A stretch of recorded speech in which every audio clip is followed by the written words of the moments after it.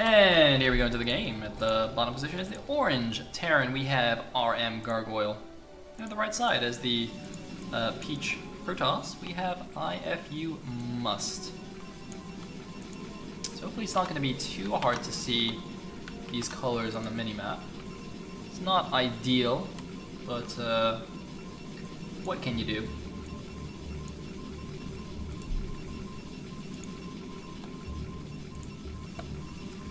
Alright, so I've seen some interesting PvTs on this map. I remember, Moro played a pretty interesting TVP against Bonneth here, where, you know, he did kind of eventually succumb to Bonneth's Reaver and Carrier Micro, but it was a surprisingly good game, and it was one of the few games I saw from him before Italy. So it was quite a good gauge of roughly his level. We also saw... Oh man, we saw some crazy ZBTs on this map actually. This was the map where Tai2 did that like 2-base lurker into Defiler rush against Gargoyle and actually took him out on this map, even though he lost his main base. We also saw Bonneth lose to a 1-hatch Muta all-in on Magrathea. If I remember correctly, that was Bonneth against, was it against Unknown? Yeah, you heard that right. 1-hatch Muta rush and Bonneth actually lost to it, which was hilarious. But apparently, you can make a tight wall with 1 depot and 1 barracks. I assume this is tight. That's pretty cool. No scouting yet. On Python, these would be considered close ground positions. I think on Magrathea, they're slightly further. So, I guess technically they're still close ground, but it's not as close as on Python. Sweet. Alright, in the meantime, everything going as normal here between these two players. So for anyone unfamiliar, again, this is basically, you got the close air bases like on Python, you got the close ground spawns, but then all 4 corners are pseudo islands. So normal ground units cannot get here, but workers can pass through. You also have an additional base here, a 3rd base nearby. Is this the wrong version of Magrathea? I was under the impression that these bases were gas bases now. I'm actually slightly suspicious that this is the wrong version of Magrathea, but let's not create any more map version drama, guys. Nobody say anything. Nobody tell Awa, or he's just gonna disqualify everybody. He's gonna DQ the stream. Whoops. I hope Awa's not in the stream. Alrighty, let's just pretend we never saw that. I mean, of course this is the right version of Magrathea, of course.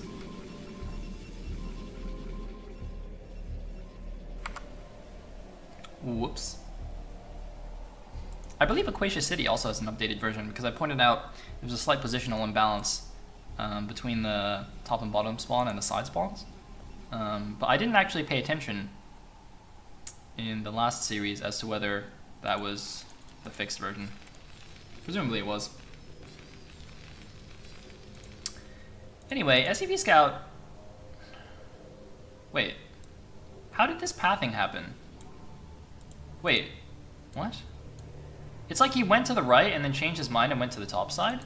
Wait, did anyone see actually how this SCV moved? Or did it see the Dragoon and run away and then is coming back now? Maybe that's what happened. Maybe he actually saw Must spawn. I was too busy figuring out like what's going on with the map position. Okay, yeah, that's what he did. So basically, so he came here. Oh no, he was in the base. What am I talking about? I'm an idiot. He was actually just walking around the base. Okay, so what he did right there was he walked around the base. He right-clicked basically kind of a random location that was far away, and then he shift right-clicked back to the minerals in Must's main. Must is Lancer X, by the way, in case you guys haven't figured that out yet. So what that allows you to do is basically the SCV goes all the way out, and normally you can't right-click to the minerals if you don't have vision of them, but because he shift-clicked it and he waypointed them in, the SCV was able to slide through that Dragoon and possibly go back into the base if Must's Dragoons were out of position. Of course, Must was in position to block the SCV, but he did Gargoyle did at least get the scout on the Nexus. He's in control here from Must. He actually picks off the first tank. Gargoyle could just lose the game right here. Oh my god, I didn't realize that tank was so low in health. I was like, man, Lancer is taking a lot of damage on his goons. What is he doing? But Lancer knows exactly what he's doing. He's killing a first siege tank from an FD. And now Gargoyle is just completely stuck in his base. Whoops. That is pretty bad. This is off one gateway as well. It's not even like he went 2 gateway goon. Lancer just completely out-microing his opponent here. So, Gargoyle building the command center in his main base is going to have to float that out. And he's going to get Siege Tank with Siege Red. Must already going back with his Dragoons, because he knows Gargoyle is going to play this super defensively now. Realistically, there's no way for his goons to break up here without just killing themselves. And also, the fact that his goons are back home means he can now defend against a drop. Drops, by the way, I think are great on this map. Again, because of those corner island bases, the only way you can actually attack those is obviously by drops. And interestingly, Must taking the bottom third, which is a little bit closer to his opponent. I'm not sure why he didn't take the... Well, actually, no, this is the only close third base. Otherwise, he would have to take like the 12 o'clock natural or something. So maybe this is okay. Interestingly, the pylon actually sees the dropship. Apparently, Lancer is just a god. Oops. Look at this. God Sir X is going to kill 2 vultures for only a single probe. Completely deny this dropship. And he has a probe here also seeing that the natural is still nowhere to be seen. Oh, man.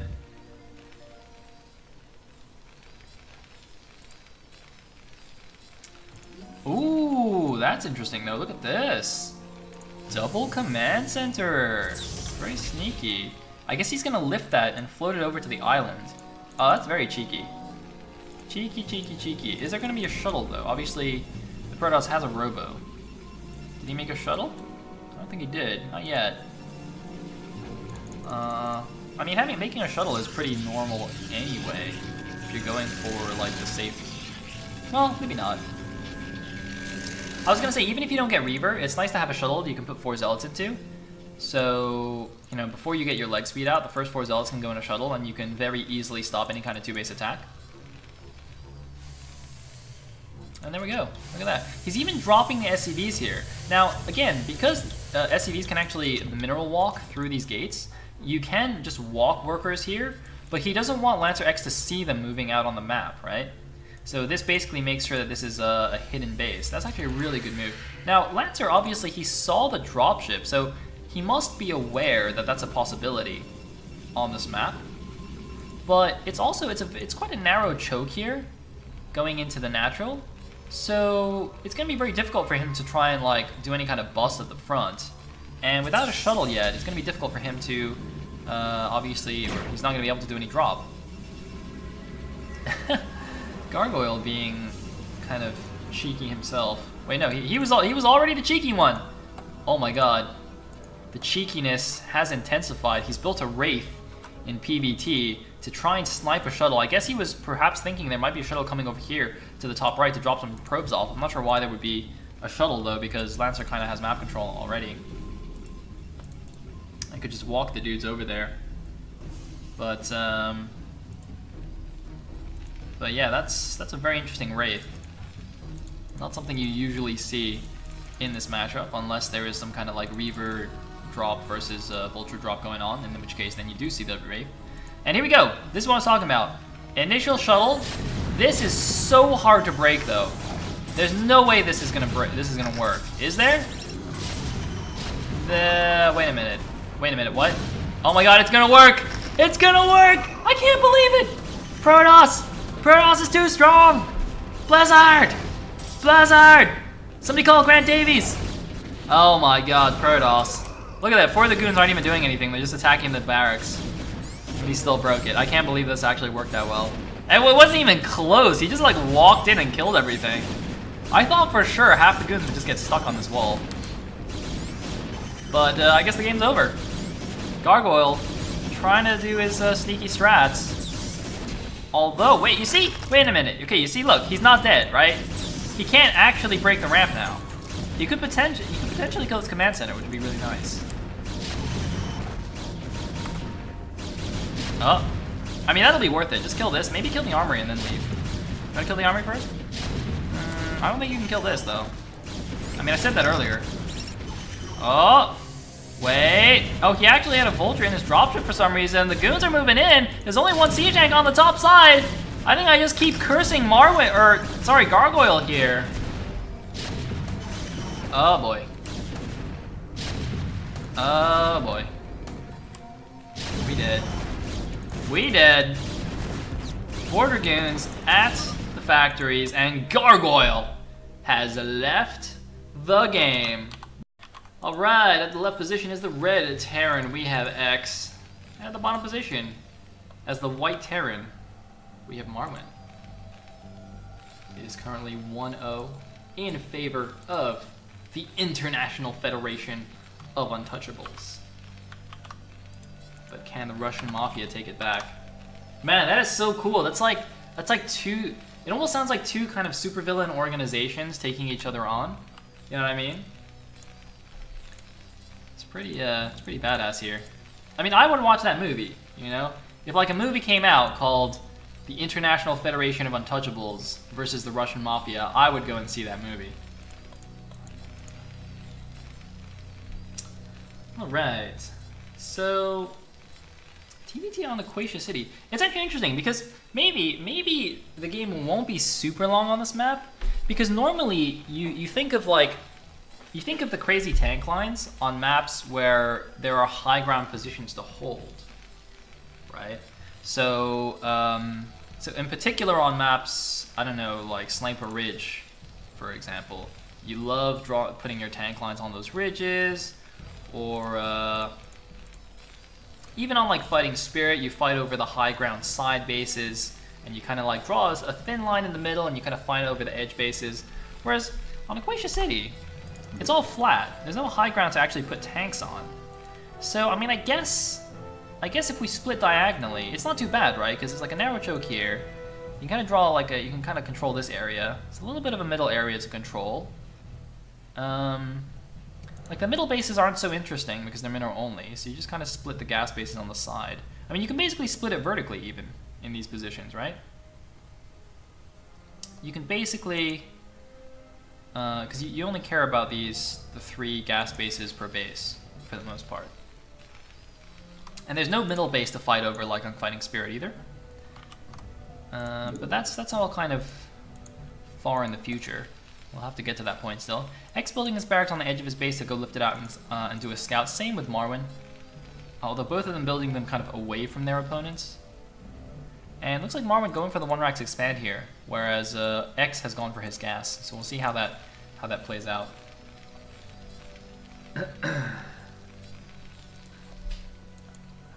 Verifin says, Sayle, pick one, you can be super durable, impossible to be killed by car, blah blah blah blah, but you only live 50 years. Second option, you can live 500 years, but your body is super fragile. I mean, I guess that depends on how you define super fragile. Like, do I just have to be a little bit careful, or am I literally just sick and bedridden all the time? Because if I'm actually just like stuck in bed all the time, then obviously that's no fun, and you're gonna go for 50 years. But like, there are some people that have like, you know, super brittle bones and stuff, and they still live fairly decently, don't they? So if it's just like that, then you could definitely go for option 2. It definitely depends on the severity that you're talking about.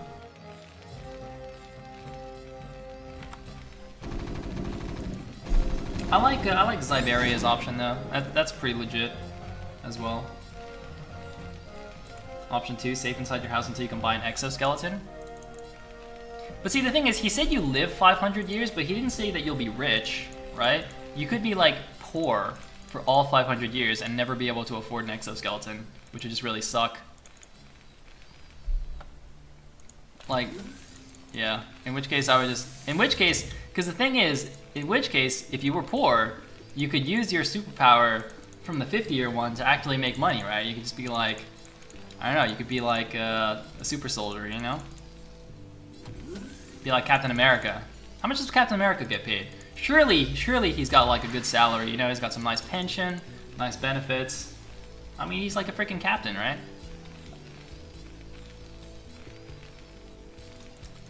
Anyway, we got one fact, one port here from Mr. X.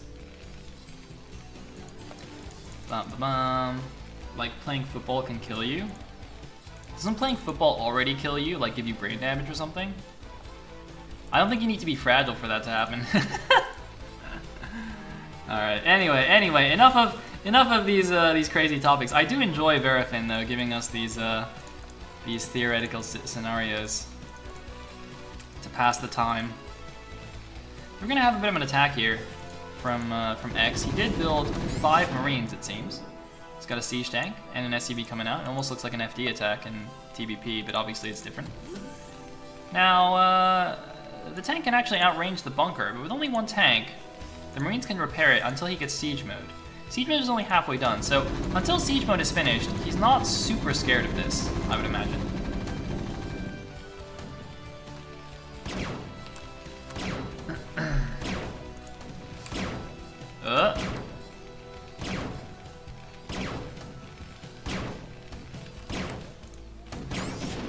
Alright, SCV gets picked off, but the armory does finish, so he's going to be able to get Goliaths. Siege mode is actually pretty close to the timing. It's only marginally slower than X's timing. Although, if he loses the tank, though, that could be really bad. Ooh, slightly scary. Loses 1 Marine here, gets baited into bunker range. Now the SCVs can't actually repair this now that siege mode is done. Meanwhile, this Wraith is just going to try and kill as many SCVs as possible. 2 SCVs have fallen already. The bunker has fallen as well. Where is the siege mode? Siege mode is done. He can't siege up now. But the tanks can now siege from the outside and stop mining at the natural expansion. That is one feature of Aquatia City. You can actually siege into the natural. Now, unlike Tau Cross, you don't have that annoying little neck area between the main and the natural, so that's not abusable. But look at this, Command Center is actually taking a decent amount of damage. Is Marwin going to go for the attack now? He is. He's going to go for the bust. SCV's coming out. There's 3 siege tanks in the line, though. He's actually moving up to siege. Is it going to work, though? Oh, man, it's going to be extremely close. Both tanks are actually dead, and look at this. The Marines actually doing real well protecting the siege tanks, killing all the SCVs, and Marwin is in so much trouble, and this is not going to be a long TVT, ladies and gentlemen. I think Marwin is already dead here. Look at that. The Marines providing the vision, providing the cover against the SCVs. So common in these situations for the SCVs to come out, swarm the tanks, and actually keep this, you know, the defending Terran alive. But in this case, X doing a really smart move, building 5 Marines and protecting his tanks. Now the SCV is coming off the repair. No, realizing he actually doesn't have enough. Oh my god, so many SCVs dying here. Oh, wait a minute. That tank's still alive. Oh, he's gonna save the command center. Look at this. X stopping the attack, building his own command center. He's built another Wraith. What happened to the Wraith that was in the main? It looks like the Wraith that was in the main died. But I don't know how, because the Goliath doesn't have a kill. Maybe it died to the bunker? I'm actually not sure what happened to that Wraith that was killing SCVs. So the second Wraith is coming out, and now he's going for a control tower. We're gonna get some drops. And it's going to be super easy. Oh, look at this. X is double expanding. He's taking the natural and the third base. And not only that, but it's going to be so easy for him to drop into the back of Marwin's main just due to the spawn locations, right? He can hold the siege tank position at the front, keep Marwin contained, and then he can just drop in the back. Look at the distance. This is X's third base, and this is Marwin's main. He can just drop right across this little edge here. It's going to be super nice for him. And looks like Wraith Guy is going to put some damage down. I don't think he can do too much here. Oh, he's going to try and bait units in. SCV actually provides a little bit of vision. I don't think this is a good idea. What is he doing? Is this going to work? It's going to be close. If he actually gets into minimum range, it'll actually work. Maybe. Maybe not. Oh, not with the repair. Oh! Oh, unlucky. Never lucky rubber ducky. Alright, well that's probably GG. Oh, he's coming out with the SCVs! SCV huddle. Let's do it, boys. Get him. Oh.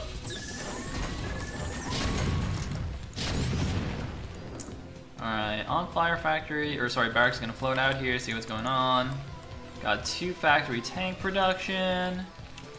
Got a 3rd factory on the way from Marwin. I mean, you know, it's Terran. It's kind of hard to kill him outright. But this double expand was a pretty smart idea from X. It's going to get super gas boost. And, yeah, he's in good shape.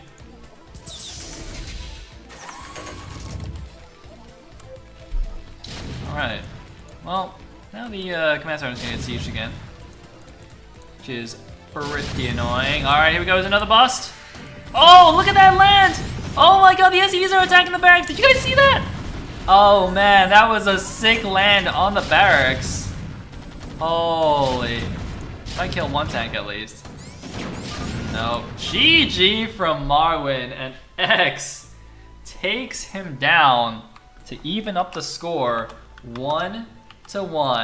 And I can't even figure out how to exit the game. Alright, ladies and gentlemen, here we go into the game. And spawning at the bottom right location as the purple Zerg. It is going to be Gorinich, who did, of course, recently take second place at the Italian Esports Open. And look, I was right. Kenzie is actually a race picker. See, Gorinich expected it to be a ZVP. But Kenzie here, at the top right, is playing ZVZ. Apparently, because ladder is restricted, in the sense that you can only pick one race or random. You cannot choose your matchups. So we are, in fact, going to see Kenzie's ZVZ. And since we're in vertical spawns on Circuit Breaker, they are going to scout each other first. Pretty interesting. I didn't actually know Kenzie was on iFU. I don't know if he's actually played in a match for them yet, but iFU has so many good players. Like maybe they just didn't need him to play yet until today. I mean, they were subbing in Lancer X for True Touch, right? Which just shows how deep their roster is. If Lancer X is even a sub, because that dude's pretty good too. For some reason, Kenzie's Overlord gets down here way faster. Why is that? See, surely this is the middle point of the map, but for some reason they're meeting like here. You guys see what I'm talking about? Did the Overlord just leave later or something? Or is this actually not completely symmetric? Who knows? Who indeed knows? Now, we are seeing the 12 pool from Gorinich, but we're going to see a 12 hatch from Kenzie. So in theory, that should benefit the iFU player. And we'll see if Gorinich can do anything about it. You know, Gorinich has been doing pretty well in foreign tournaments recently, obviously qualifying for the Italy event, and I believe winning a TL Open a couple of weeks before that, and placing decently in most of them.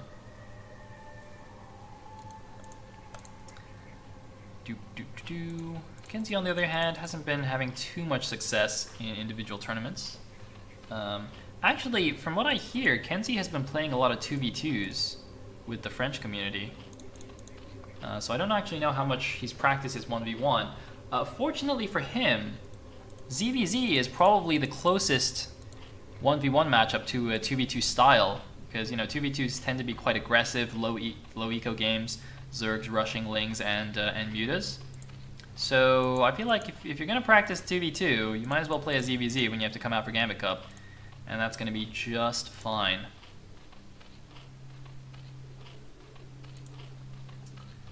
Alright. So, looks like Lair on the way for Gorinich. And for Kenzie as well. What was the progress? Slightly faster for Gorinich, as you would expect, since he did go for the 12 pool, get the faster gas. He's actually playing fairly defensive with his Lings. It looks like instead of making Lings, he wants to make a sunken colony and make drones. We can see 8 Lings on the field for Kenzie, but I can only see 6 for Gorinich, and he's in fact going to straight away make a sunken colony. So he's going to try and catch up to the 12 hatch that way by playing it defensively and making extra drones. Let's actually see what the drone count is. 8 drones plus 3 on gas versus 9 drones plus 3 on gas. Oh no, there's another 9th drone here. I don't know if this was just built or not, but that means they must be on even drones. An extra drone, I guess, was just built here? No, that was a drone that's going to make us fire. So he's going to make it a nice little protected location at the back of the main. Some links from Kenzie coming in, but obviously the Overlord's seeing everything. And with the sunken colony here, I don't think Gorinich is going to be afraid of this at all.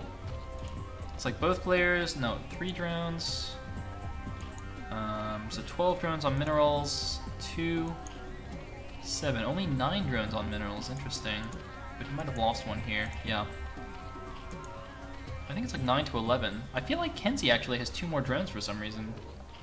But it's kind of hard to keep track because obviously, you know, they're building things while I'm looking. So you can see 2 more drones here from Kenzie as well. Are there any more drones from... you can see more drones from Gorinich. 2 more drones here from the main. So both players are actually droning up quite heavily due to getting that early scout off. It's kind of like early... sorry, it's kind of like close air spawns on Python. You can get away with building a few more drones than usual. Although having said that, a lot of the ZVZ Python games I've seen recently have been just like Ling all-ins. It's kind of interesting. So the spire timing should be quite similar here. In fact, it's almost identical. Look at that. Kenzie's spire is maybe just 1 second slower, but so close. Now, interestingly, it looks like Gorinich doesn't have Ling speed, but Kenzie does. So if Kenzie realizes he has more Lings, he can just run out and kill all these Lings. I think he's got like a couple more Lings here. And now Kenzie's going out. I think that was actually a bit of a mistake. Kenzie could have gone and just killed this. Gorinich looks like he's just not getting Ling speed. He's just going to skip it entirely, which makes sense given that he got the Sunken Colony. But look at this Kenzie coming in here. Can he catch any of these Lings? He might catch a couple, but no, looks like it actually got turned around. Kenzie was the one losing a couple of Lings by getting too over-eager running across the bridges. And now the Mutalisks are out. Do we have any upgrades on the way for either player? Is my question. No upgrades just yet. And it looks like 5 Muta versus just the 2. He's got to be careful. He's got to regroup.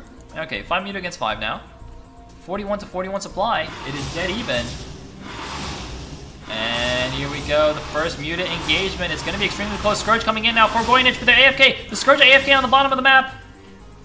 But it looks like Gorinich actually came out 1 Muta ahead. He killed 1 Muta. And he didn't lose any Mutas of his own. One of his Mutas is extremely damaged. It was actually 1 hit away from dying. But he actually gained a small advantage there, and if they don't engage each other for a little while, he will obviously regenerate that additional HP. Both players looks like going to pick off an Overlord from each other. Looks like Kenzie's going to pick it off and probably run away here. Doesn't want to fight on Gorinich's side of the map. Looks like Kenzie already remade an Overlord, actually, but he might lose a second one. Oh no, Kenzie, for some reason, has 3 Overlords in the middle of the map. These 2 extra ones, I'm not sure what they were doing, although Gorinich has them here as well. But Kenzie losing a second Overlord. So Gorinich getting that for free. Looks like more Overlords flying around just to give themselves a bit of extra space before they get grouped up with the Mutas. Do we have an upgrade yet? Still no upgrades. Both players investing all of their resources into their air units. It's like 6 Scourge here available for Gorinich, 4 Scourge for Kenzie. And interestingly, a drone being escorted out here by Kenzie. He appears to be trying to take the 12 o'clock base. He tried to hide the drone there, but I'm pretty sure Gorinich would have seen that if he was paying attention to that Zergling. And given that there's not too much else happening on the map, it seems very likely that he would have seen what was going on. So now he's going for an attack.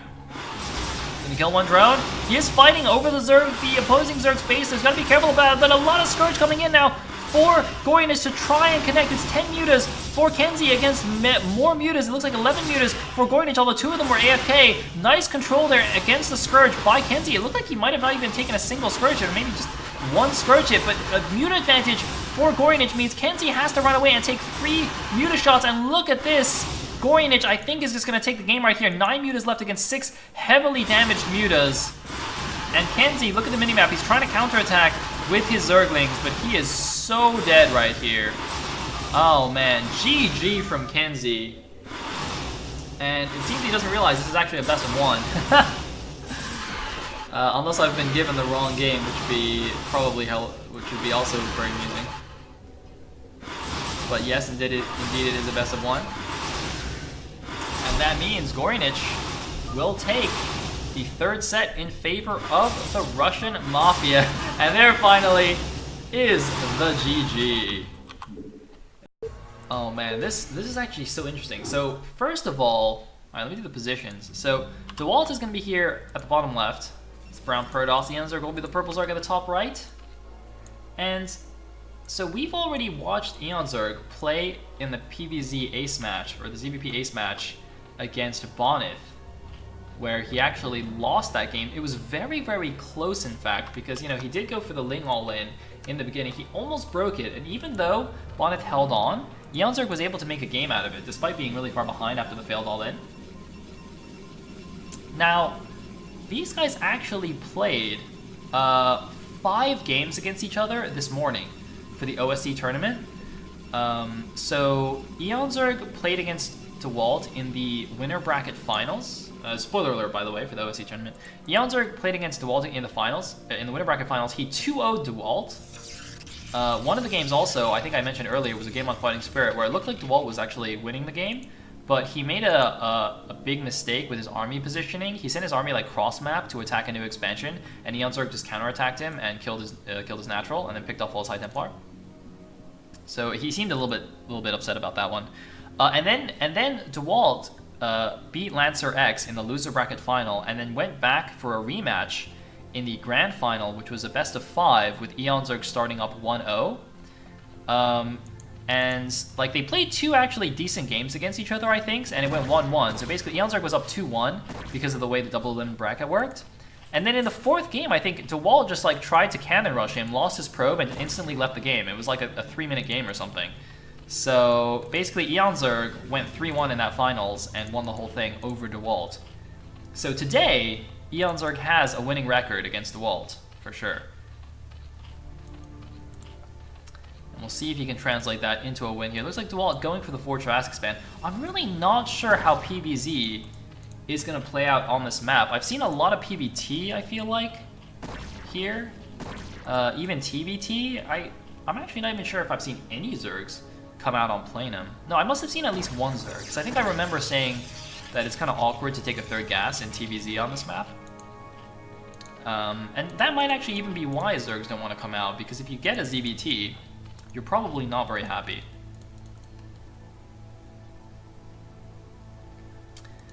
I was going to say something else. Oh, but one thing also that I would say is nice for Protoss against Zerg in this matchup on this map is you can actually get a free scout from the back base.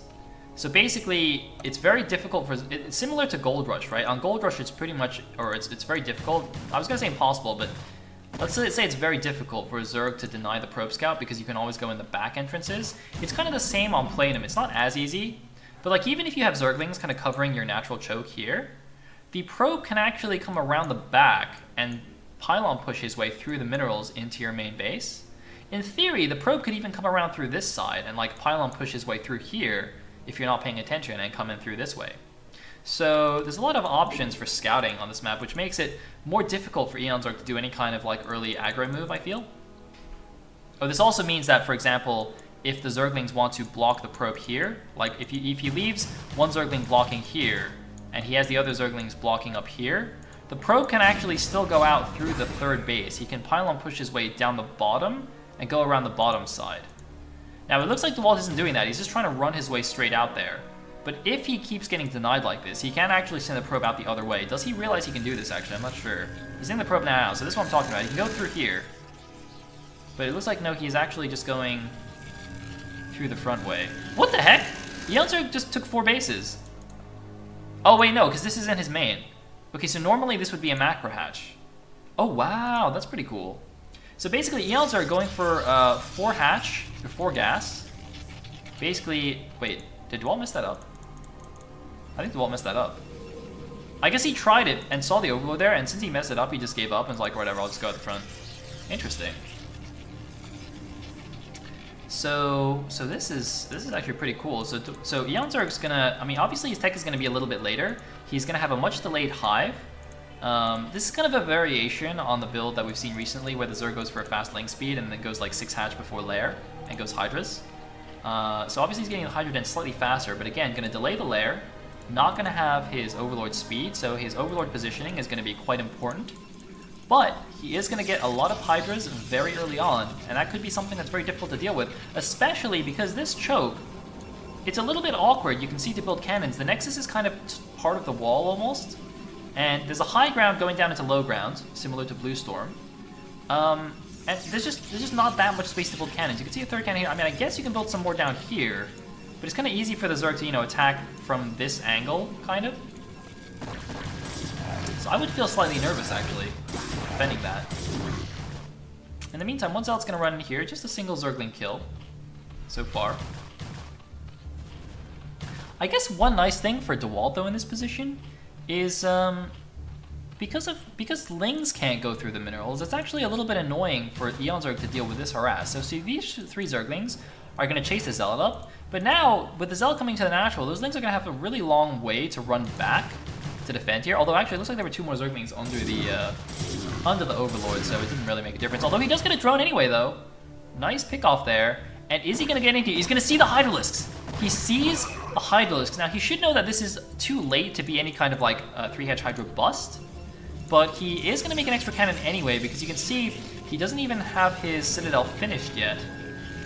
So he's not going to have Storm for quite a while. But he has to, or he hopefully for him will realize that this is not any kind of bust. You can see Eon Zerg is just making drones. He is just getting his lair up. The initial Hydras are just for a little bit of pressure to kind of scare the Protoss a little bit, you know, make him make a few extra cannons. But you can see, look at this. 3 Hydralisks only on the field have forced 3 extra cannons from DeWalt. That's not what you want to do as a Protoss. And also, they're useful anyway, because you can kind of push the Corsairs away. Now, again, it would be nice for Eon Zerg to actually mine this out, because right now, those minerals are actually blocking his Hydras from reinforcing each other. But there is the 5th hatch after the lair. It's got an Evolution Chamber as well. Is he going to make the Spire for some Scourge? He doesn't. Technically, he doesn't have to. And also, is DeWalt going to find this Overlord? He should know it's here, because he saw it with the Probe Illyrian, but maybe he assumed that this Overlord left. But this Overlord is probably going to die. And this one may die as well, in fact, if Eon Zerg doesn't get the Spire soon. The Corsair not coming back. Looks like second Corsair is actually going to find this guy. So there's going to be two free Overlords there for the Protoss. Not that much that Eon Zerg could do about that, except maybe move the Overlords away a little bit earlier. But that's kind of like the price you pay for going for the late lair build. But it's kind of an acceptable price because you get more drones, way more larvae earlier on compared to the normal faster lair build. So it's just a trade-off that you have to make. And this guy is not going to do anything. This is why the Overlord positioning is actually very important, because you can see Overlord Suite has only just started. So if your Overlords are slightly mispositioned, or if you, for example, lose an Overlord to these 2 Corsairs that was keeping that base alive, or keeping that base under detection, I should say, that can be, that can instantly lose you the game. So it's very, very important to understand where you need the Overlords when you're doing this late lair style. And also to understand where the Corsairs are likely to go, I think. There's kind of a little bit of mind gaming there as well, because the Protoss will be trying to kind of predict where your Overlords are hiding, and will try and snipe them down, look for openings. In the meantime, we've got extra gateways, we've got a Templar Archives, we've got the Robo, all that good jazz. Of course, the Robo traditionally now is put at the natural, so not only can you make the obs, but you can even make Reavers here if you need to. Usually that's later on in the game. Dun -dun -dun. Having the Robo at the natural also is nice because, if you get dropped in your main and you get some tech building sniped, you don't want to just have your 2 observers sniped and your Robo sniped and then you can't see lurkers anymore. That's just a feels bad man way to lose. I'm surprised he built 2 pylons in his middle line though. I thought for sure this was a cannon, but it's just a pylon. I mean, it's mattering him a little bit, I feel. It's not that much. Maybe it doesn't matter. And it looks like DeWalt is preparing to take the inside of his own mineral only. Super calm game so far. Once again, this is a must-win situation for Eon Zerg. And what's quite interesting to me is that if Eon Zerg does actually win this game, we could potentially see these 2 players come out again in the ace match. Although, if RM actually suspects that Eon Zerg will come out in the ace match, I wonder if they could potentially put Gargoyle, or sorry, no, Gargoyle's on iFU. Wait, what Terran do they have? They could put X in. They could put X in to play a TVZ against Eon Zerg. Now Eon Zerg, I think he says that his ZVT is his best matchup, but I mean, come on. It's still ZVT, it's still super annoying. Oh man, the Lurker actually gets down here. Oh boy, hello, where's the obs? Oh, he's gonna kill this Storm. Okay, fair enough. What's this?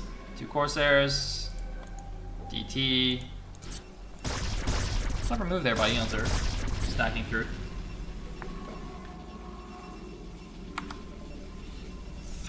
I believe another way to stack through this is you can put units like here, and then put a Hydra here and morph it into a Lurker, and it'll push stuff through. I think Freakling said you can do that, and it's actually easier and more reliable than unstacking. But I'm not 100% sure what he meant, actually. But yeah, that's another thing you can do. Oh, wait, can we get another one through? Ooh, good effort. Alright. Wait, is Gargoyle? Oh! Oh, the Storm Drop! Oh, baby. Oh, wait, is Gargoyle online iFU? Wait, who was in iFU then? Alright, maybe I'm getting confused, guys. I'm forgetting which players are which. Whoops. Alright, I'm gonna check in a second here, but for the time being, the Lurkers are coming in. Oh wait, maybe I was thinking of Marwyn. Whoops, my bad. Alright, I think I was thinking of Marwyn. There's too many Terran players that I just don't know what's going on anymore. My bad, guys. So Gargoyle could actually come out for arm. See, I think I was right the first time, right? Those 2 Templar dying, by the way, might actually just kill DeWalt right here. That is actually so bad for DeWalt. He also used 2 of his High Templar to go for the Storm Drop. Like, this Storm Drop looks super pretty and cool, but it's actually cost him his 3rd base. If those 2 Storms were here instead, I think he could have held this. Oh! And he only gets 1 drone with the follow-up Storm. Oh, Chotaro! Alright, Funny says we have X. Wait, what? We have X, Gargoyle, TTF, and Brad OK. What the heck was that? What the heck was that? Wait, did you see that? Whoops. I don't know what that was. But DeWalt actually lost his 3rd base, so DeWalt is now in trouble. So he's just gonna kill his own stuff. He is gonna kill his own stuff. Feels bad, man. Oh my god, he walled off the mineral only as well. Look at that. So Lurkers couldn't run through anymore. That's pretty funny. Are these the Corsairs? They are indeed. And looks like DeWalt, after killing his own buildings, has decided to go the other way. To be honest, going this way seems easier to me because this blocks goon pathing, kind of like on Blue Storm. So you have to be slightly more careful when you're running up that way. It's not as bad as Blue Storm actually, because you can just rally slightly higher. It's actually really nice. It's actually really nice. I like this map. It's a good map. It's pretty good. Nice storms there from DeWalt. He's actually still up 30 supply. But the problem is, it seems he's unable to be super aggressive with this at the moment, which is, I think, what he needs, actually. Because the Zerg is just way ahead on the economy, on the tech even. Look at this, he's already got his hive getting crackling. I guess I shouldn't say he's ahead on the tech, because that doesn't really make any sense. Because the Protoss has all the tech that he technically needs, I mean, unless he's going Arbiters or something crazy. But what I'm trying to say is, I feel like DeWalt needs to be a little bit more aggressive, considering he lost his 3rd Nexus. And he's being super passive right now. And now look at this. Eons are gonna set up a sick Lurker contain on the outside. And what the heck is DeWalt gonna do about this? He's gonna kill some Overlords. It's not bad. But this is pretty tricky. Ooh, that's nice though. Oh, it's gonna supply block Eons. Oh, so close. So close. Alright, 1DT is gonna come out, see what it can do. But look at the minimap. Look at Zerg just creeping everywhere. And where's he going now? We're going for a drop or something? So he's just making sure that Protoss isn't mining from this. Seems good. Got the support bay already here. And looks like he's actually moving out. Oh, wait, we gotta move out here. He's actually killing a good number of Lurkers. Wait a minute, there's no supporting units here for some reason. The Lurker contain is only good if you have Hydra Links to support. And here we go. Oh, can he trap actually the Dragoons? He's got Cracklings now. He's got one more Crackling. He's going to trap a few of the Dragoons here. And he's going to replace those Lurkers. And this is so hard for Protoss to break out. Look at this. He has to break out of an, like it's a wide bridge, but it opens up more out here. So the Zerg can make a really nice Lurker arc. And similarly, this is a ramp going down into the natural. So if Eons Zerg set up Lurkers here as well, it'd be really difficult for DeWalt to go out here. But DeWalt realizing this is the opening that he needs to take. He's sending out some speed loss to try and counterattack. It looks like the DT actually forced a cancel on this base at the 12 o'clock. And DeWalt is going to persist in the breakout attempt here at the front. He's actually doing a pretty good job here. The Zealot's actually causing a distraction. Look at this, Eons are sending some units to help against the Cracklings, or sorry, against the Zealots. And a Reaver now coming out as well. Reaver is the classic siege breaker units. Can he actually get through though? He's run out of High Templar energy, making another Archon. The Zealots are still alive here, being super annoying. 2-0 finished for those bad boys against the 1-1 Zerglings. Does he have range? He has one range attack as well, so 1-1-1. For Eon Zerg. I actually don't see a Defiler Mound just yet. Oh, no, okay, it's at the natural. He's got the Defiler Mound at the natural. But look at this. More Zealots coming out for DeWalt for the counterattack. Gonna keep denying this this top left-ish base. I'm not even sure what to call this. I guess like the 1130 base. And looks like a bunch of Cracklings are coming in, but these are well upgraded Zealots. But look at this. They're just getting shredded, though. Oh, my God. The Cracklings are too strong, even though it was 2-0 against 1-1. With the Zealots technically two-shotting those Lings. It just was not enough, but it looks like at the other side here, the Reaver, can it be protected? The Archon needs to do something, Archon! Archon, what are you doing, man? The Archon was just AFK right there, did not save the Reaver. But it looks like it might have been enough to actually break through. No, not quite. DeWalt, meanwhile, has a probe here. He's trying to take another gas base here at the 6 o'clock, at the 5:30. Nice focus fire on the Defiler. It's just a constant struggle here for DeWalt to actually leave his base. He's finally made a bit of progress. This is like World War I trench wars, man. It just takes a million years to move forward 2 feet on the map, and he gets pushed back again. Oh my God. More lurkers are coming in. There is the Dark Swarm. That's going to be really painful unless there's another Reaver here. I don't see another Reaver, but it looks like the Dark Swarm, or sorry, the Psy Storm is good. The Hydra's actually just going to go after the shuttle. Nice pick off there. But there is a Reaver coming out the back as well, and it looks like DeWalt is actually going to get another base. I can't believe DeWalt is actually like making such a good game out of this. I thought he was in serious trouble after that Lurker contain, but doing a nice job with the distraction tactics. And by the way, this is another reason why I really like playing him. Look at this! The Dark Swarm is protecting the Reaver! The Hydras don't do damage to it! The Dark Swarm protected the Reaver from the Hydralisks there. I think they might have killed it, although it would have been close. Oh my God. That was pretty nice there. Probably not exactly what the Zerg intended. And it looks like Crackling's now coming on the other side. This cannon, interestingly, is not in range. Going to force an immediate cancel. So DeWalt is still in serious trouble. You can see he went from a 40 supply difference to almost even supply with Zerg. Protoss is supposed to be ahead in supply in this matchup. Nice storm there right before the Templar dies, although it actually almost kills his own Observer. And doesn't actually even kill any of the Hydralisks. There's one random DT, but there are Overlords around here, so not going to be able to do too much. And DeWalt now mined out from his main base. He's going to get mined out from his from his natural very, very shortly, so he'll only be on the 3rd base and the 4th base if he can hold it. This is now the critical defense. He's got 5 High Templars. Does he have energy upgrade? Yes, he does. Plus the Reaver. Now I actually think, so earlier on I was saying he needs to be more aggressive. Now I actually think he needs to be defensive. He needs to make sure he can hold the space, and I don't think he has enough army to actually move out and properly attack Eons, but Eons are going in for the counterattack into the 3rd base. The Protoss army, look at the minimap, it's all the way on the other side. It's in the wrong side. He could lose this Nexus. He could lose a lot of these probes. The Lurker is in the probe line. Oh man, the Lurker's in the probe line. The probes, are they still in range here? I think they're kind of barely, maybe not in range. The Protoss army coming in here. He will save the Nexus, but this Lurker has 12 kills. The Lurker has 12 kills and killed 12 probes, I'm pretty sure. Oh man. 12, wait. What the? Alright. Well, it looks like DeWalt is too distracted by the Cracklings on the other side here. There's 10 kills on the Zergling. He's gonna save that Nexus. But look at this! This Zergling is still here! Oh my God, please. DeWalt, please.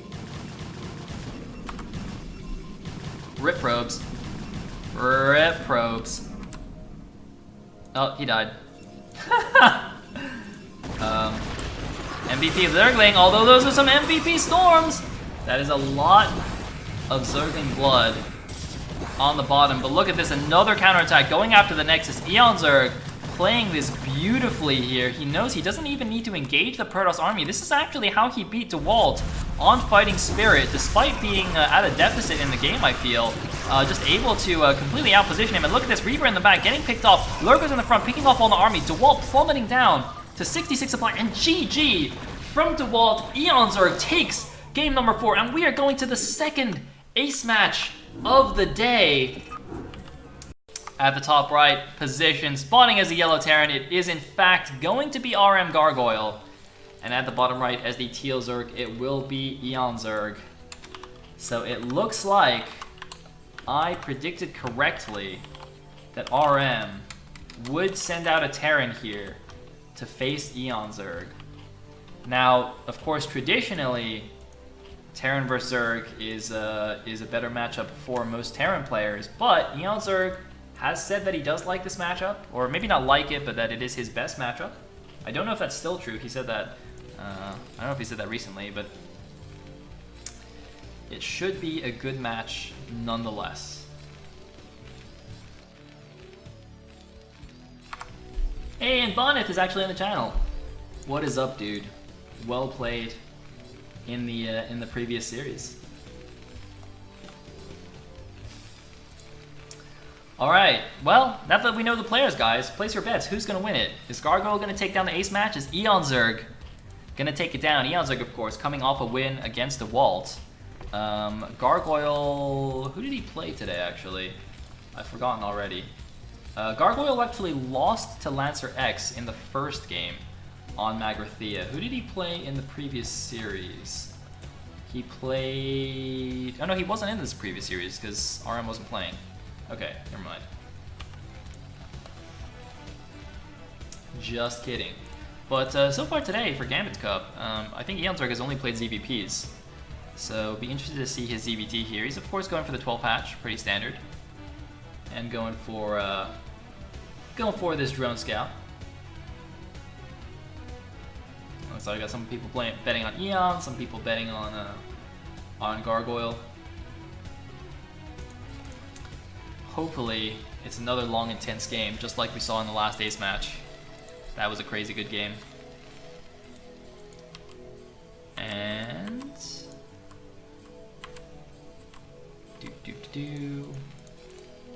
Drone guy coming in here. Gonna get the right scout off. Actually, a double SCV scout gear from Gargoyle. Gargoyle wants to make sure he's not gonna get cheesed out by Eonzerg. But unlike in ZVP, I feel like Eonzerg's ZVT is a little bit more standard, isn't it? Like he definitely does do like 2-hatch mutilating all-ins sometimes, but it's not that much nowadays. I think he used to do it more actually, but I don't think he does 2-hatch muta that much nowadays. Uh-oh. Uh-oh. Oh, but the SCV's on the wrong side. Oh, it's on the right side now. Wait a minute. Wait a minute. Can he actually finish the bunker? That's gonna be close. Oh, spit on him. Oh, the bunker doesn't finish. Oh man, that would have been real painful for Eonzerg if that actually finished. But now the Marine has to run away. I think this is just gonna die. Oh, that was so close. Eonzerg's probably giggling to himself. Oh, he's actually just gonna go straight for the counter. He's gonna ignore this. Alright. And we got the bunker and the depot on the way. 6-lings coming in. The bunker is gonna finish though. So Gargoyle should be fine as long as he blocks properly. Block it! Oh, that was a nice block. 3-lings do get in here, but one of them is super heavily damaged. I find it very unlikely they'll do any significant damage here unless Gargoyle really doesn't pay attention. But he has lost 2 SCVs already though. He's gonna lose 3 SCVs, so maybe... Wait a minute. Looks like getting a couple of SCVs before being pushed away here. And I think that's probably a net loss, to be honest, for Eonzerg. Because he made 8-lings there, right?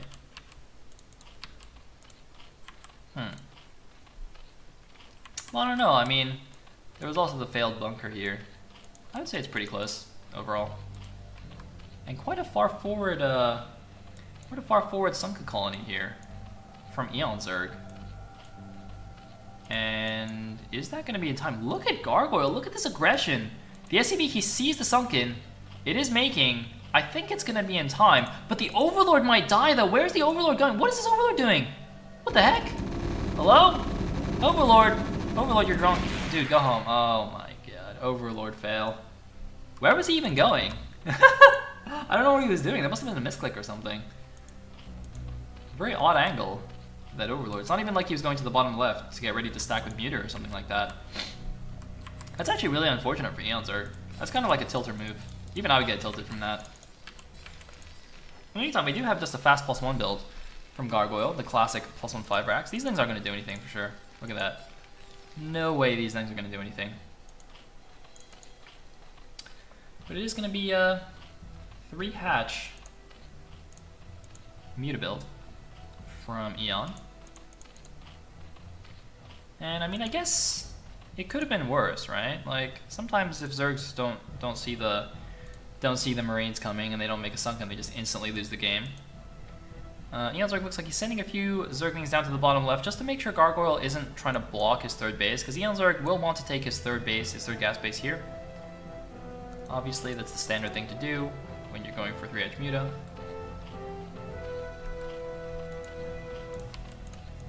Alright, so we're just, I don't think there's going to be any more attacks now until the Muta come out. Sometimes you can do like a pre-Muta Ling timing, but it doesn't look like Eon Zerg's doing that. He's lost a few too many Lings already, I think. It's probably not worth it anymore. Also, it's not as important to do that when you're going 3-edge Muta versus 2-edge Muta. Somehow SCV is getting into the main base. How the heck did this guy get in here? What the heck? Alright. Somehow this SCV just ran past the Sunken. I guess because the Sunken was really placed really high up, he must have ran along the bottom side and only took 2 hits. And actually gets into the main, sees the Spire. So that probably actually saved him some comp set energy.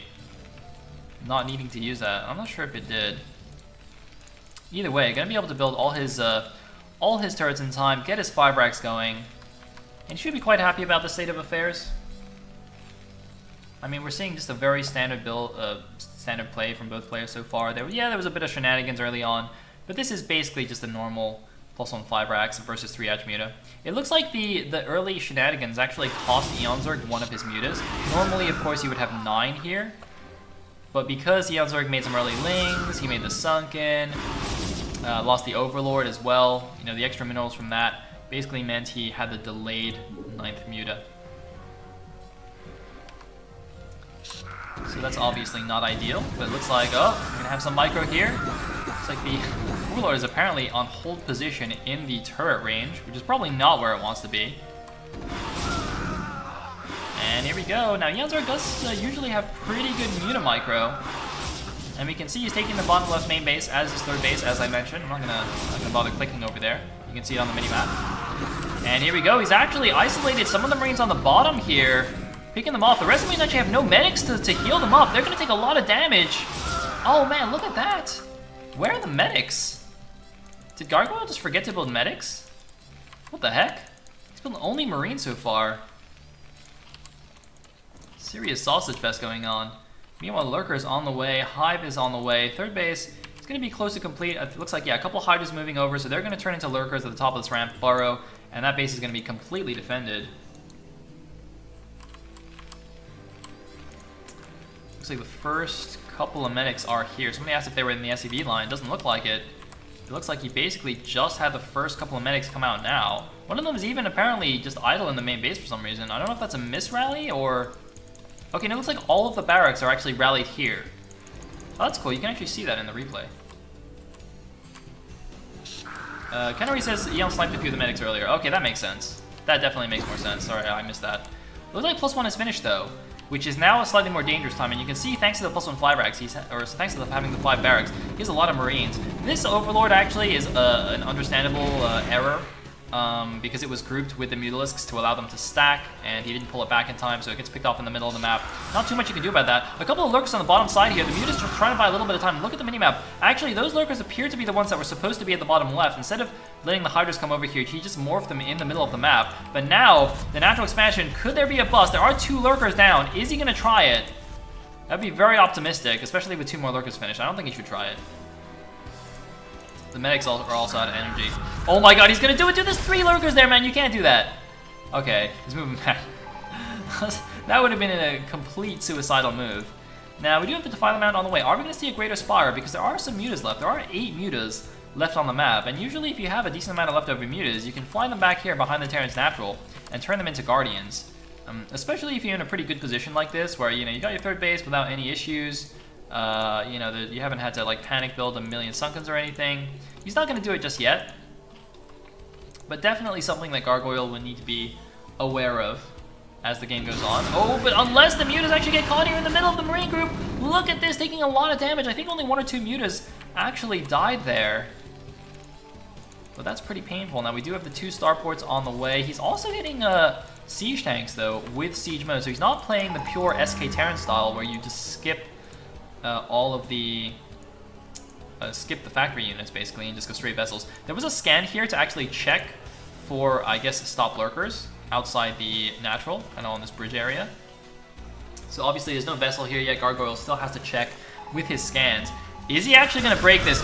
No way. He's actually stimming and going for it. That is extremely optimistic against 6 lurkers. And the supporting units, even if there were no supporting units, against 6 lurkers in a line like this, are you really going to be able to break that? Whew. I mean, technically he did have +1 armor on his Marines. Maybe that's why he went for it, actually, because if you have +1 armor, it does take 3 lurker shots to kill your Marines instead of 2, which does obviously give you more leeway to make those kinds of plays. But that's... it's an interesting idea. Alright, looks like a Radiate on the way, getting that +2 attack, 2-port vessels coming out. The issue with going 2-port vessels and making siege tanks is he's actually running out of gas, you can see. But here we go, 2 dropships actually coming at the same time. The main medic Marine army is actually just running through the lurkers. He's actually just going to somewhat elevate her, although this dropship is not even full, and there are 2 Scourge ready. He wants to pick them off before he goes in here. Look at this, he's kind of doing a little dance here. Can he pick off the Scourge before he goes in? He picks off one of them. The Overlord actually is going to die here, and it looks like he is going to get... No! He's running back and forth. Look at this dance. Oh my god. He's showing him the dance of his people. He's actually going to kill a 2nd Overlord here, funnily enough. And he's actually just going to fly away. He's going to abandon these Marines at the bottom base. He's going to focus on the left side instead. They're actually patrolling mutas on the top side to stop dropships. But are they going to see it? Scourge and Lings. I don't know why there's a Scourge around the Nidus Canal. I don't think you can put air units through there. But here we go. There's 6 mutas on the bottom. But mutas straight up aren't going to do that much. But they are going to buy some time for the Scourge to come in. The first dropship falls. He actually doesn't clone the Scourge properly. But that attempt has been completely stopped here by Eon Zerg. Oh man. Wait, he's gonna keep going though. Wait a minute. Wait a minute. He's gonna go in again. But there's the Dark Swarm. He's actually moving in here. Wait, what? Wait, how was there a siege tank shot like right there? That was in the minimum range. Oh my god, the Marines are actually inside the base. Wait a minute, the Marines are inside the base. And now another dropship's coming in with only 2 more Marines, but there is the Dark Swarm. 3 of the drones on the gas have died. He didn't even scan this. He could potentially kill the extractor, but he's gonna lose all his Marines. He's not paying attention now. What is he paying attention to? I guess he must be macroing or something. He's gonna kill another drone.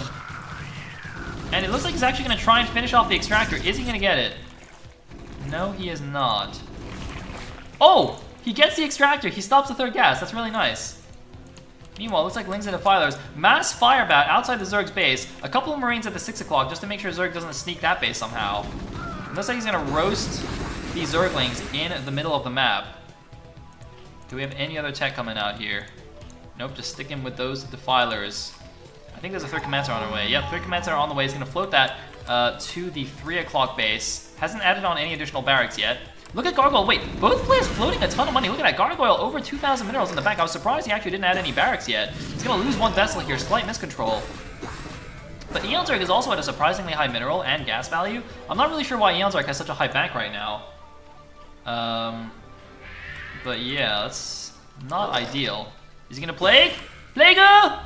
Ah, Plague-o! Gets a huge Plague. That's going to drain. Look at this. The medic's not even on move command, so that's going to drain all the energy. And look at the Lings just slaughtering the Plague medic Marine. Actually, they kind of stayed alive there, but, you know, it was a good idea.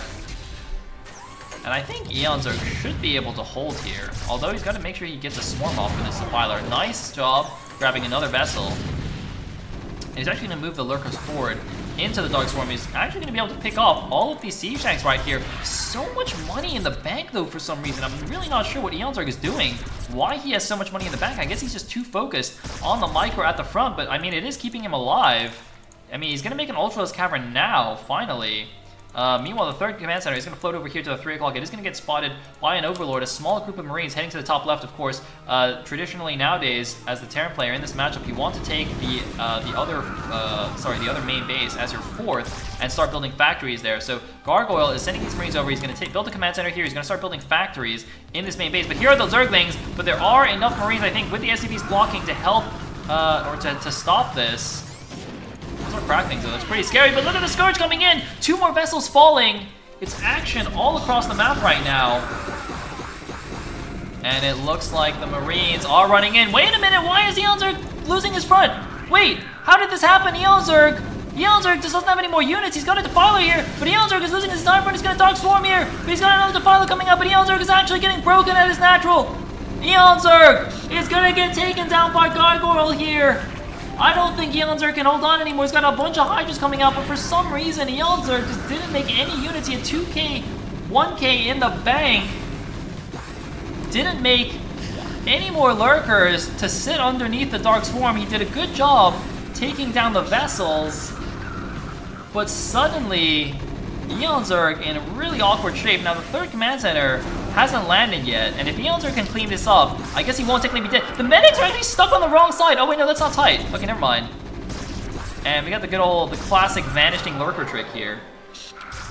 But it looks like one lurker gonna stand its ground here. The Ultralisks are coming out though for Eonzerg, but they're on move command. They're actually rallied. Meanwhile, I think one Zergling is actually blocking this command center from landing. There is the Irradiate. There are the Hydras. There are the Cracklings and Lurkers coming from the back. Eonzerg might actually hold this. And look at the bottom left. He's got the bottom left natural already, so he will still have 3 gas bases. And he is denying the Terran's third. This game is actually not yet over, despite Eonzerg losing his natural expansion. He is going to clean this up. And look at this. Gargoyle did not send any units here. He sent units to the top left, but he hasn't built a command center. He's only started 1 factory. That's not going to be particularly useful at this moment in time. He's finally added a couple more barracks. And look at this. He's mined out here. He needs to send units to control the 3 o'clock. What the heck is going on here? 5 dropships are dropping at the bottom left. There were actually Zerglings and Overlords here. I don't know if Eonzerg saw it. The Calamity drop at the bottom left. Look at this! Eonzerg is like, what the heck is going on here? Oh my god, wait a minute, not all these units are actually attacking though. There's more units just underneath the dropships that haven't even come out here. The 2 Lurkers get picked off straight away. There is a Nidus Canal at the bottom left base. The 3 o'clock command center, by the way, is still not mining. It's just sitting there idly. But Gargoyle gonna take down another base. He's gonna take down these drones. Eonzerg not reacting in time with his units. If Gargoyle can pick off this Nidus Canal, he might even get both of these bases. There's a Defiler on the bottom side. He's going straight for the hatchery. The 5 dropship fleet is heading back home now. It looks like Eonzerg sent a few units. He actually killed all the Marines that were here, it seems. Oh my god, what a freaking game this is. And finally, Gargoyle sending some units over to take the space. He sent his SCVs over already. There goes the Nidus Canal. The Marines are still alive here. 3-1 Marines against 2-1 Zerglings. They're actually on the bottom of the map. I can't even see what's going on here. Look at these Marines. They're going to take down another macro hatchery. Eonzerg going for the counterattack with the Ultra Ling Lurker into this base. Can he stop with the Ultra Ling? The Ultra Ling is actually on the wrong side here. It also doesn't have its upgrades yet. It's slow and it doesn't have the armor bonus. Is he not getting it? It seems that he's actually not even getting his ultras. Oh, he's got no gas. Look at the gas. Eonzerg has completely run out of gas in this space. Another dropship's going out, but look at this. These Marines are still alive. The Marines are still alive here. I can't even click them anymore. Oh man, I want to see how many kills they have, but I can't even click it. I saw another dropship, but it looks like, oh no, he actually came here to the bottom left, or maybe the original one got scourged. These Marines looks like they're finally going to die. No, are they going to kill one more Ultralisk? No, they're not. Alright, so that Ultra's going to die. The 3 o'clock base is mining. The top left has been denied by the Lurkers, though, so no extra factories for Gargoyle. Looks like the dropship attempted to drop back here with the natural did get denied. There are some Scourge now chasing this. It's only got 1 Marine and 1 medic left. Eonzerg has retaken his natural expansion. Is he finally getting... He's not. He doesn't have the gas. He just does not have the gas to actually get upgrades. Wow. Wow, wow, wow. Alright, looks like Crack Things are moving in here, though. Crack Things are pretty darn good. Look at this. They're eating the Marines alive. There's nothing in the bunker. The bunker's empty. The Marines are running in a line against the Lurkers. He needs to not do that. 3 vessels are here, though. 3 vessels are here. Are there any Scourge? The 1 Marine, 1 Medic has been dropped in the back of the main, but they're not doing anything. But look at this. Eonzerg able to deny the 3 o'clock base. Eonzerg can still win this game. What a crazy game this is. Eonzerg, this is the 2nd ace match he's playing, and the first match against Bonnet was also super, super close. He wasn't able to triumph then. Can he triumph now? 2 Ultralisks, just making sure there's nothing at the 12 o'clock base. And wait a minute. There's 1 Marine. He's trying to run back to his medic buddy. The classic 1 Marine attack here. The medic's actually running away from him. Oh, man. What the heck is this? What the heck is this? Oh my god, we have battle cruisers on the field, ladies and gentlemen. We have 2 battle cruisers that are immediately going to get plagued. Gargoyle, he's mined out. Wait a minute. Gargoyle's mined out. Gargoyle has no income. Gargoyle is distance mining from the 3 o'clock. He's made 2 freaking battle cruisers. And maybe they can help him hold on to this base, but I don't know if that was a good idea here. It looks like he tried to do another drop that got cleaned up immediately. What on earth is going on here? Hongju doesn't understand what's happening. Oh my god. Another vessel is falling here. Gargoyle still has the supply advantage, but oh no, he's got the 12 o'clock now. He has just landed a command center at the 12 o'clock to get some income. Where are the battle cruisers? What the? Oh, they're over here. Oh my god. He's attacking the extractor. He should probably attack the drones. There are some Scourge coming out, but they do one-shot Scourge, right? Oh, got him. All right, he's gonna kill. He killed the Defiler though. He might kill an Overlord. What the heck? All right, looks like the 3 o'clock base has died or been abandoned. No, he's flying into the middle of the map. Okay, that seems reasonable. Got double drops at the bottom left that are for some reason empty. I hope I didn't miss a big drop or something. But we've got Lurkers. We've got a Lurker at the left side here with 9 kills, actually. What the heck? Ultra trying to buy some time, but look at this. Gargoyle being denied any mining yet again. This game is actually crazy. The battle cruiser is actually now the natural to one-shotting stuff, or I guess two-shotting stuff. The Marines clear up the Lurker.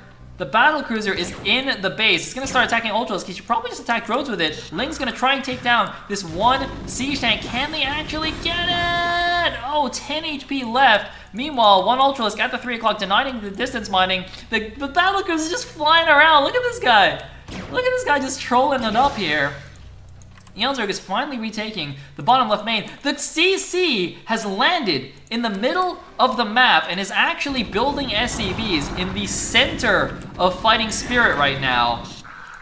This battlecruiser is murdering every drone at the natural. Eonzerg doesn't have gas to make Scourge. He actually has no gas right now. He can't even make the Scourge required to kill this battlecruiser. He's finally gonna kill it, but that battlecruiser murders all but 2 drones at the natural expansion. Battlecruiser worth.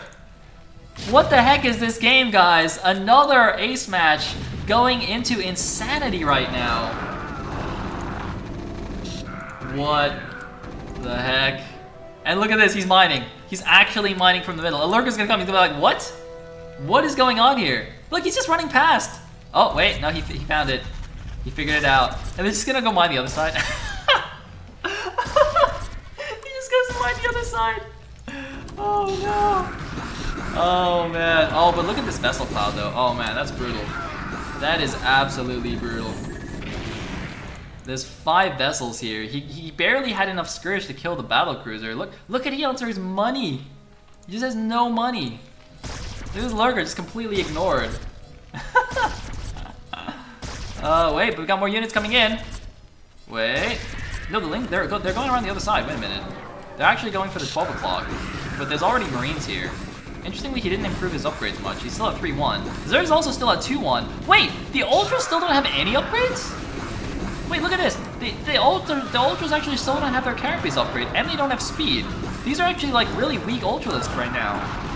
Oh man, that's really bad. One crackling at the top left, making sure nothing's going on. But there's 7 vessels in the flock right now, and the middle base has been protected. Oh man, Eonzerg must be so frustrated right now. Oh man. Oh, he's gonna try and find one of these vessels. But look at this. The unupgraded Ultras, I feel like they're actually a bit of a wasted investment, to be honest. Without benefiting from that 5 carapace. Look, you can see the Marines actually with +3 attack take them down, you know, relatively easily. Distance mining still from the 3 o'clock. But look at this. Eonzerg has finally made some extra drones. He's gone from a 2k pank down to 100 minerals. But he's actually mining a little bit better. But the problem is that that's meant he hasn't had the unit production to actually make anything to defend his main base. He doesn't have defilers here, doesn't have lurkers. Like 2 lurkers and a defiler on the ramp could at least buy him a good amount of time.